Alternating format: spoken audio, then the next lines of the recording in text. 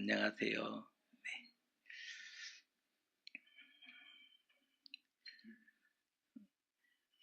하나님은 어떻게 말씀하시고 응답하실까요? 우리 잘 배워왔습니다. 배워왔고 들어왔는데 오늘은 이 주제를 한번 점검해 보시면 좋을 것 같아요. 하나님은 어떻게 응답하시고 말씀하시는가? 우리가 주로 간증이라는 것을 듣게 되는 경우가 있거든요. 간증을 들어보면 말씀하시고 응답하시는 하나님이 등장해요. 이 간증 안에는 말씀하시고 응답하시는 하나님이 등장하지요. 드라마틱한 구원이 거기에 있어요. 보았다, 들었다, 말씀하셨다. 그 이야기가 살아있죠. 간증에는 원래 그래요. 보았다, 들었다, 말씀하셨다라고 하는 살아있는 이야기가 우리에게 전달되는 것을 볼 수가 있습니다. 성경에도 수많은 기적과 역사가 존재하죠. 구약 성경뿐 아니라 신약에 보면 살아있는 기적과 역사가 가득 담겨 있는 것을 볼 수가 있습니다. 다만 우리는 그런 영적 경험을 가지지 못했다는 거예요. 성경에도 가득하고 간증에도 많이 살아있는 이야기로 이렇게 우리에게 들려지지만 우리는 안타깝게도 그런 영적 경험을 가지지 못했다는 거예요. 우리는 부러움이 많은 사람들이죠. 안 그러세요? 부러움이 많다. 이스라엘은 어떠했을까? 오늘은 말씀을 좀 잘 따라와 보시면 좋을 것 같아요. 이스라엘은 어떠했을까? 그들은 어떻게 응답받았고 순종했는가? 이게 제일 중요합니다. 이스라엘은 어떻게 응답받았고 순종했는지를 한번 잘 따라와 보셨으면 좋겠습니다. 이사야서는 66장인데 39장까지의 말씀이 심판과 멸망을 예언하고 있다라고 지난주 말씀을 드렸고 40장 이후의 말씀은 회복과 구원의 예언을 하는 메시지임을 우리는 지난주에 배웠습니다. 이때 바벨론에 살고 있던 이스라엘 포로들은 누구를 떠올렸을까요? 회복과 구원의 메시지가 예언이 선포되었을 때 바벨론에 살고 있었던 이스라엘 사람들은 누구를 떠올렸을까요? 한 명의 인물이 아마 선명하게 떠올랐을 겁니다. 지상 왕국의 영원한 왕 누구예요? 다윗이죠.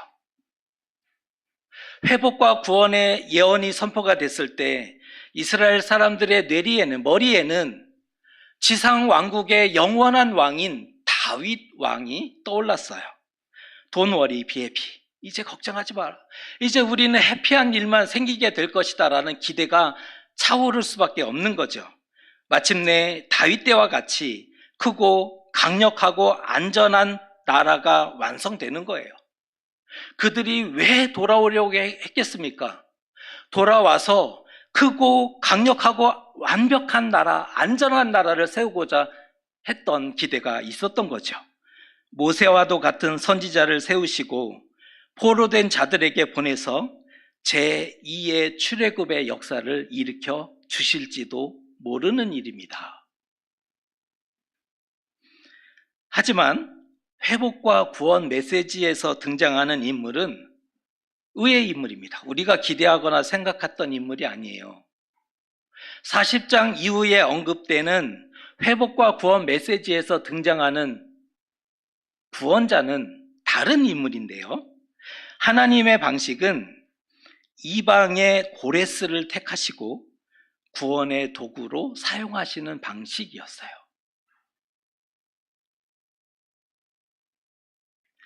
그의 오른손을 붙들고 열국을 항복하게 하며 내가 너보다 앞서가서 험한 곳을 평탄하게 하며 논문을 쳐서 부수며 쇠빗장을 꺾으리라.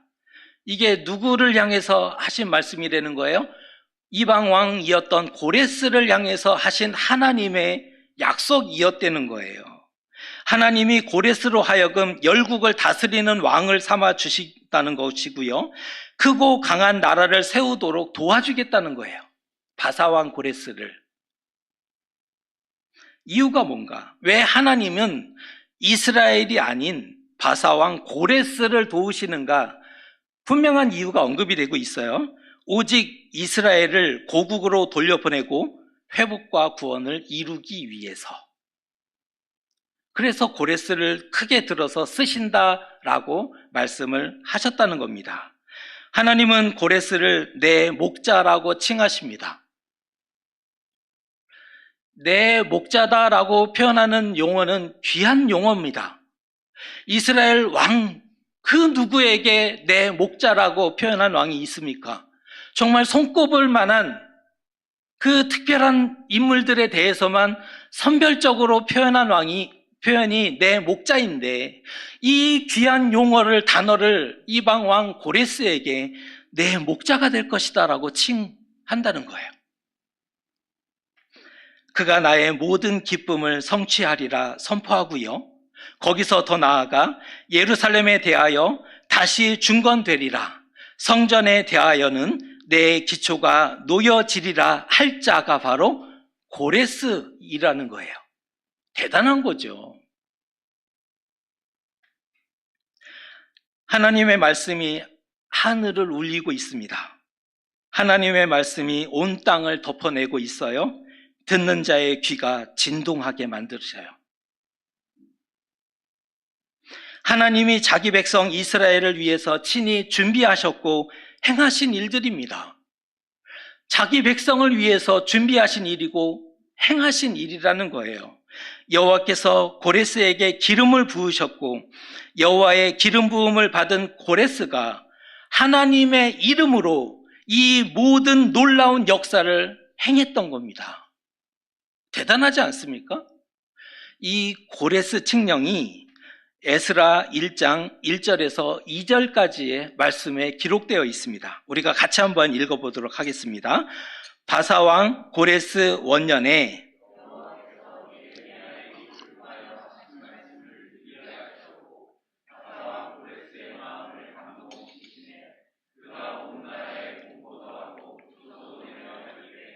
바사왕 고레스는 말하노니, 하늘의 하나님 여호와께서 세상 모든 나라를 내게 주셨고 나에게 명령하사 유다 예루살렘에 성전을 건축하라 하셨나니. 아멘. 감동적인 말씀이지 않습니까? 암송구절로 할 만한 굉장히 성경에서 눈에 띄는 그러한 말씀이죠. 고레스가 바벨론을 정복하고 온 땅에 공포한 조서입니다. 너희 중에 그의 백성된 자는 다 유다 예루살렘으로 올라가서 이스라엘의 하나님 여호와의 성전을 건축하라. 고레스는 이스라엘의 해방자입니다. 고레스가 이스라엘의 해방자의 역할을 맡아요. 하나님이 열정적으로 행하시니 누가 그것을 안 된다라고 하겠으며 그 길을 막을 자 누가 있겠습니까? 마침내 제2의 출애굽을 이루시고, 애굽에서 나온 게 첫 번째 출애굽이라면 바벨론에서 나온 게 제2의 출애굽이라고 볼 수 있는 거죠. 제2의 출애굽을 이루시고 자기 백성을 고국으로 돌려보내시며 성전을 재건하도록 도우셨어요. 그때 이스라엘에게 어떠한 고백이 있었을까요? 그들의 입에 어떤 고백을 가지고 있었을까요? 하나님이 우리를 위해서 일하셨다. 그들의 입술에 어떤 고백을 가지고 있었을까요? 하나님이 우리를 위해서 일하셨도다. 진짜 놀라운 거죠. 대단해요. 그런데 사실인가? 사실인가요? 시험 보는 건 아닌데 근데 이게 사실인가? 고레스는 하나님의 음성을 들었습니까? 직접 들었어요? 고레스는 하나님의 명령을 받은 사람 맞아요?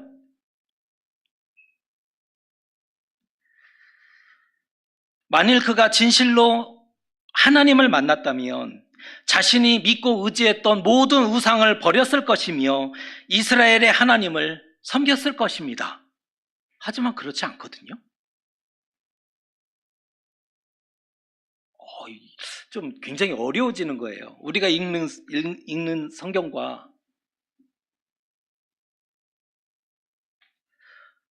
왜 다른가? 설명이 필요합니다. 고레스 이전에 바벨론의 마지막 왕은 벨사살 왕입니다. 다니엘서 5장에 잔치하는 장면에 손가락이 나오고 이런 장면들이 언급된 왕이 그 벨사살 왕인데, 바벨론 제국의 마지막 왕은 벨사살입니다. 바벨론은 큰 제국을 이루었으나 100년 이내에 이렇게 갑자기 멸망하게 된 제국이죠. 그 바벨론 제국의 마지막 왕은 벨사살인데, 이 벨사살이 교만해서 이 큰 도성, 이거는 신의 도성이다. 나는 신과 겨룰 수 있다. 이러면서 엄청나게 교만한, 아버지 때도 교만했지만 아들 때도 굉장히 교만한 왕이 되어버립니다. 그래서 막 음주가문을 즐기는 왕으로 언급이 돼요. 국정을 소홀히 합니다. 그러자 백성들의 원성이 자제하게 되는 그런 상황이 이어지고요. 이러한 정치적인 불안뿐 아니라 그의 아버지 때부터 바벨론의 주신이었던 마르둑 신을 거부하고 달의 신에 심취합니다. 어머니의 영향을 받아서 아버지 때부터 달신, 그러니까 바벨론의 주신은 마르둑 신인데, 그 가장 핵심 신이 마르둑 신인데, 마르둑 신을 배제하고 달의 신을 섬기기 시작했다는 거예요. 아버지 때부터. 그 아들이었던 벨사살도 역시 달신을 섬겼죠. 문제는 이때 당시 고대 시대에 마르둑의 제사장들은 어떠했을까요? 마르둑의 제사장들이 분노합니다. 왕을 지지할 수가 없는 거예요. 배제시켰으니까. 백성들의 신앙을, 고유한 신앙이 있었는데 다른 신을 왕이 섬기다 보니까 이쪽 자신들의 주신을 무시하는 거잖아요. 백성들이 이 반발이 커지기 시작했다는 거예요. 정치적인 불안뿐 아니라 종교적인 커다란 불안이 가지고 있었던 그 때였다는 거죠. 제사장뿐 아니라 귀족과 백성까지 오히려 침략자였던 바사왕 고레스의 군대를 환영하는 분위기가 이루어진 거예요. 제사장들이 누구를 기대하겠어요? 자신의 신을 잘 섬길 수 있는, 그걸 지지해 줄 수 있는 왕을 손을 들어주는 거죠. 백성들이 누구를 지지하겠어요? 현재 있는 왕은 정치는 하지 않고 음주가무 즐기고 자기만 복종하도록 요구하니까 제사장, 귀족, 백성들이 고레스의 군대를 환영합니다. 성문이 안에서부터 열려요. 피를 흘리지 않아요. 그 큰 도성 바벨론을 정복하는데 피를 흘리지 않아요. 성문이 안에서부터 열렸기 때문입니다. 크고 강한 바벨론을 무혈 입성하면서 위대한 제국을 세운 게 바로 고레스입니다. 제국을 건설한 후에 바벨론의 멸망을 타산지석으로 삼아서 안정적인 통치를 하기 위해서 정복 지역을 자치권을 허용해줘요. 정복 지역, 각 지역에 자치권을 허용해 주었을 뿐 아니라 종교를 인정하는 관용 정책을 펼칩니다. 종교를 인정해 주는 거예요. 민족들의 전통신을 인정하고 포로로 끌려온 사람들을 각각 본국으로 귀환시켜요. 그리고 그들의 신전을 재건하도록 돕죠. 다시 잘 들어보세요. 여러 민족들이 있었는데 민족들의 전통신들을 인정해 줍니다. 그리고 각각의 민족들을 자신들의 고향으로, 나라로 돌아가도록 귀환시켜요. 그리고 그곳에서 자신들이 믿는 신의 신전을 만들고 우상을 만들도록 도와줘요. 그러니까 고레스 때 유다인들만 귀환한 게 아니었다는 거죠. 여러 민족들이 귀환했는데 그 중에 하나가 유다 민족이었을 뿐이라는 거예요. 그러니까 고레스 때 예루살렘 성전만 재건된 것이 아니었다는 거예요. 여러 민족이 각자의 나라로 귀환했고 그 중에 하나가 유다 민족이었고 유다 민족도 귀환해서 여호와 하나님의 성전을 재건하죠. 그런데 어찌해서 유다인들은 하나님이 하셨다라고 고백하고 있는 걸까요? 어디에 하나님이 무엇을 행하셨습니까? 지금 유다인들은 하나님이 우리 민족을 위해서 행하셨다라고 고백하고 있잖아요. 놀랍게도 하나님의 응답으로 받아요. 유다인들은 그것을 하나님의 응답으로 받아요. 그리고 순종해요. 그리고 그 열매를 다 누려요. 이거는 신앙적으로 굉장히 특별한 거예요. 유다인을 위해서 여호와 하나님이 모든 것을 전폭적으로 오직 한 민족만 귀환시키고 성전을 재건하게 한 게 아닌데 유다인들은 그렇게 받아요. 하나님이 행하셨다. 그리고 순종하고 그 열매를 다 가져오죠. 만일 이스라엘이 고레스 칙령이 공포될 때 너는 이방 왕이니 우리의 목자가 될 수 없다라고 거부했다면 어떻게 됐을까요? 당신은 이방 왕이다. 우리의 목자가 될 수가 없다. 이렇게 거부했다면 어떻게 됐을까요? 기적은 일어나지 않았죠.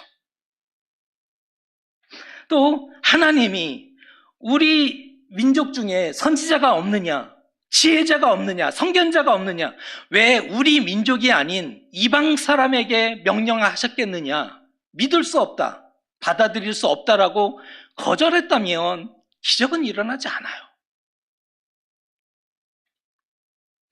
사실 포로 귀환도 쉬운 일이 아니었지요. 70년이 지났어요. 2대, 3대 손주가 세상을 살아가요. 아들은 죽고 손주가 세상을 살아가는 그때 죽을 만큼 고생해서 겨우 자리 잡았다고요. 우리나라 분들이 이민 1세대가 얼마나 고생 많이 해요. 죽을 만큼 고생해서 겨우 자리 잡았다고요. 맨 땅을 손으로 파서 겨우 터전을 마련했어요. 그래서 어느 정도 안정된 삶을 살아낼 수 있게 됐는데, 그런데 그 모든 것을 놔두고 다시 예루살렘으로 돌아가서 다시 처음부터 다시 시작하라는 거예요. 가서 그 황폐해진 예루살렘 땅과 유다 땅을 맨손으로 파서 아찔하지 않습니까? 설령 간다 치더라도 그 땅에 살고 있었던 70년간 그 땅을 차지하고 있었던 이방 사람들을 어떻게 할 거예요? 교차 이주 정책에 의해서 그 땅에 이방인들이 다 자기들이 살고 있었단 말이에요. 자, 이들을 내보내는 방식은 쳐서 죽이거나 이 땅에 갑절이나 배상을 해줘서 다른 곳, 더 좋은 곳에 가서 살아라. 이것은 하나님이 우리에게 주신 땅이라 얼마든지 우리가 배상하겠다. 그들의 마음은 흡족하게 배상금을 주면 나가겠죠. 둘 중에 하나예요. 쳐서 이기든지 많은 배상금을 통해서 그들을 나아가도록 하든지. 그런데 힘도 없고 백도 없고 돈도 없어요. 할 수 있는 게 아니잖아요. 이미 폐허로 변해버린 땅과 집을 되찾는 거, 이 기쁜 일도 아니에요. 이 폐허로 변해버린 이 땅을 이렇게 큰 것을 들여서 다시 되찾아온다는 게 납득이 안 돼요. 뿐만 아니라 그 와중에 성전까지 건축하려면 아찔하지 않습니까? 유다인들은 고레스를 인정할 수도 없어요. 이방인이고 하나님이 그렇게 말씀하셨을지도 않아요. 또 순종할 수도 없어요. 상황이 처음부터 다시 시작하라니. 그런데 결국 어떻게 됐을까요? 하나님이 그들을 감동하셨대요. 그 강팍해진 마음을 마음을 열게 만들었대요. 선지자를 보내셔서 권면하고 돕습니다. 우리가 다시 약속의 땅으로 돌아가자. 하나님이 기다리신다. 우리 민족을 회복하기를 원하신다. 여호와 하나님의 약속과 말씀이 주어졌으니 이스라엘이여 다시 예루살렘으로 돌아가자. 하나님이 감동하셨을 뿐 아니라 선지자가 메시지로 말씀으로 돕는 거예요. 우리는 이곳에 살아야 할 사람들이 아니다. 하나님의 때가 도래했으니 다시 돌아가시자. 마침내 성공적으로 귀환하죠. 다시 고토로 돌아와 성전을 재건하고요. 거기서 그치지 않고 예루살렘 성벽도 재건해요. 기적을 이루는 일들을 행하는 것을 볼 수가 있습니다. 고레스는 이스라엘이 포로에서 귀환하도록 돕는 역할을 했어요. 이방왕 고레스는 이스라엘이 포로에서 돌아오도록 돕는 역할을 했죠. 제국을 통일해야 이 모든 일들을 이루어낼 수 있는 거잖아요. 제국을 통일하지 못하고 이런 한쪽 나라를 다스리고 있는데 유다 나라도 돌아가고 남의 나라에 돌아가라 그러면 어떻게 돌아갈 수 있겠어요? 제국을 통일해야 제국 내에는 이동을 허용해주면, 왕이 허용해주면 되는 거니까. 제국을 통일해야 이 모든 일이 가능했고 이를 이루기 위해서 하나님이 도우셨던 겁니다.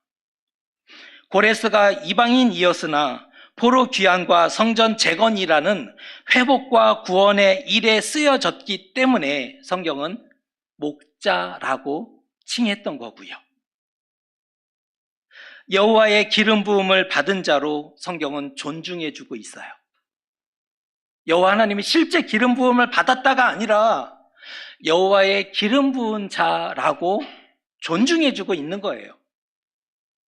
하나님은 역사의 주관자이시며 이스라엘의 하나님이시잖아요. 그렇다면 결국은 하나님이 하신 일들인 거죠.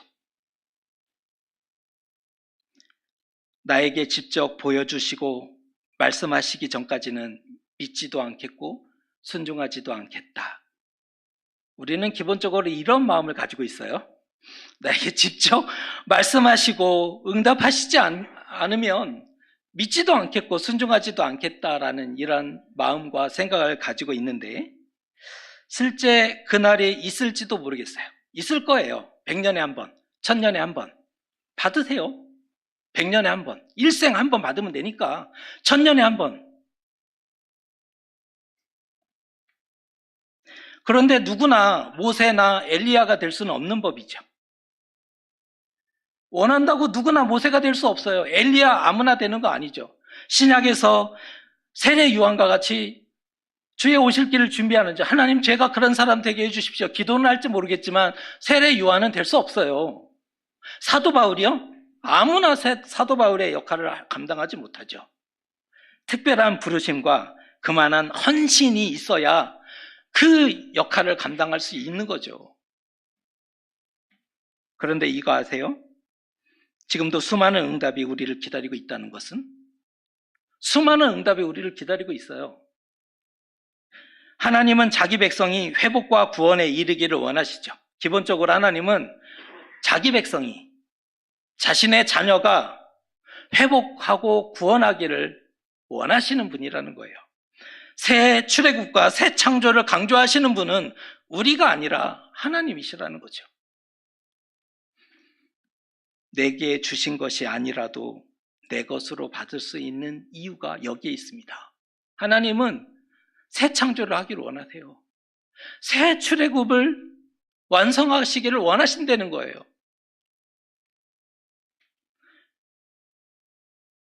내게 주신 음성으로 응답하고 삶을 바꿔내 보십시오. 이건 내게 주신 거야. 삶을 바꿔내 보십시오. 받은 줄로 믿고 감사합니다. 이런 표현이 있잖아요. 받은 줄로 믿고 감사합니다. 저는 이것을 다른 말로 표현해서 기적의 행동이다라고 표현하는데 받은 줄로 믿고 감사하는 거예요. 아무것도 주어진 게 없지만 지금 눈앞에 변해진 게 없지만 받은 줄로 믿고 감사합니다. 기적의 행동이죠. 우리도 목자가 될지 모르지 않습니까? 우리도 기름 부음을 받은 자라고 성경이 존중해주고 주께서 칭찬하실지 모르는 일입니다. 내게 주신 응답이 아니어도 내 응답으로 받아낼 수 있어요. 내게 아닌데 내 것으로 만들 수 있다는 거예요. 삶이 답답하고 힘들죠. 우리의 삶이 시원시원하지 않죠. 우리가 원하는 대로 안 되기도 할 거고, 삶이 답답하고 힘듦이 있을 거예요. 응답이 없어서가 아니라 하나님이 하셨다 반응하지 않아서일 수 있어요.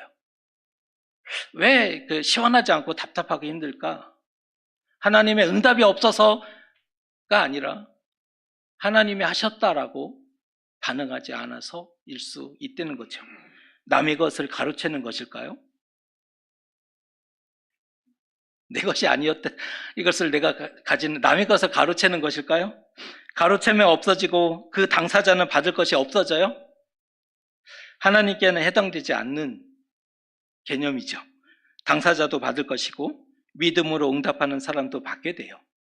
그 당사자도 당연히 받겠죠. 그의 것이니까. 그러나 믿음으로 응답하는 사람도 받게 된다는 거예요. 왜냐하면 하늘의 것은 나눈다고 작아지거나 없어지지 않기 때문입니다. 그게 하늘의 것이에요. 더 풍성해지고 기쁨이 2배 되죠. 우리가 주일학교에서 배웠던 찬양 중에 동전 한 입 움켜잡으면 없어지고 쓰고 빌려주면 풍성해져 땅 위에 가득하네. 이런 우리 교회학교 찬양이 있지 않습니까? 이 시대에 하나님이 우리를 부르셨어요. 이 시대에 하나님이 우리를 보내셨어요. 이 시대에 하나님이 우리를 하나님의 나라와 복음을 위해서 사용하시기를 원하십니다. 지금까지 못 들은 척 외면했지만 그렇게 살았거든요. 지금까지 못 들은 척 외면했어요. 이거 내 거 아니야. 그러나 이제 내게 주신 응답으로 반응하시면 어떨까요? 그러나 이제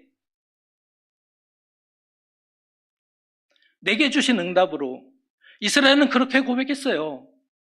고레스 칙령 여러 민족들이 귀환했지만 하나님이 우리 민족을 위해서 이 일을 행하신 것이다. 그래서 순종해요. 그리고 그 열매를 받아 누려요. 왜 없습니까? 라고 하지 말고 왜 응답이 없습니까? 하지 말고 나에게 주시는 것으로 받고 순종하고 열매를 누리면 되는 거거든요. 부탁드립니다. 기적의 행동을 통해서 진실로 기적을 보셨으면 좋겠어요. 실제 우리의 삶의 기적을 보셨으면 좋겠고 응답을 살아내는 저와 여러분 되시기를 주님의 이름으로 축복합니다. 기도하겠습니다. 보로된 자들은 고레스의 칙령에 따라 약속의 땅으로 귀환하고 성공적으로 성전을 재건했음을 보게 됩니다. 우리도 우리에게 일어난 사건과 일을 나의 응답으로 반응하는 사람들 되게 하여 주시옵소서. 나에게 주시는 하나님의 선물과 역사로 받아내며 누리며 살아가는 하나님의 자녀들 다 될 수 있게 은혜 베풀어 주시옵소서. 예수님의 이름으로 기도드리옵나이다. 아멘.